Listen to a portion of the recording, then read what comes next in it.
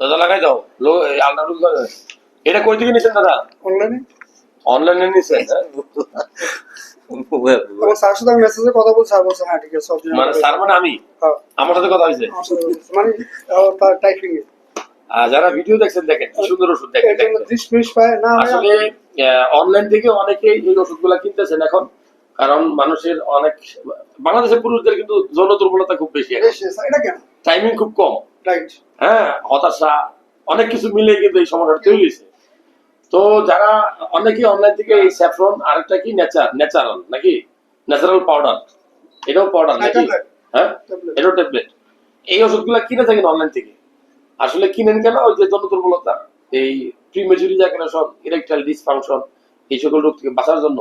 কিন্তু আমি বলবো যে এই ওষুধগুলা কিনবেন না, এটা বিষ, এটা বিষ, এই ওষুধগুলা খাওয়া ঠিক না, ঠিক না। দাদা এটা কেমন প্রচার করবো কোন? তো এটা তো আমার না, আমি কেমন প্রচার করবো কোন?